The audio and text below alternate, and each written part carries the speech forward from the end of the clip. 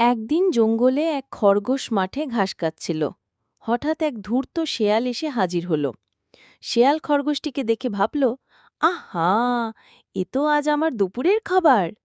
শেয়াল মিষ্টি গলায় বলল, খরগোশ ভাই, তুমি কত সুন্দর আর চঞ্চল। আমি শুনেছি তুমি খুব ভালো দৌড়াও। আজ যদি আমার সাথে দৌড় প্রতিযোগিতা করো তাহলে মজা হতো। খরগোশ বুঝল শেয়ালের চোখে ধূর্ততা লুকিয়ে আছে। তবুও সে মাথা খাটিয়ে বলল, প্রতিযোগিতা হবে, তবে শর্ত আছে। তুমি যদি আমাকে ধরতে পারো তাহলে আমি তোমার খাবার হব, কিন্তু যদি না পারো তবে তুমি আর কখনো আমাকে বিরক্ত করবে না। শেয়াল রাজি হল। প্রতিযোগিতা শুরু হতেই খরগোশ বজ্রগতিতে দৌড়াতে লাগল।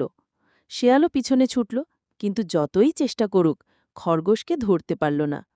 শেষে শেয়াল হাঁপিয়ে গিয়ে বসে পড়ল আর বলল, আরে বাপ রে, তোমাকে ধরা তো অসম্ভব। খরগোশ এসে বলল, তাই বলেছিলাম, চালাকি সবসময় কাজ দেয় না। পরিশ্রম আর বুদ্ধি থাকলে বিপদ থেকেও বাঁচা যায়।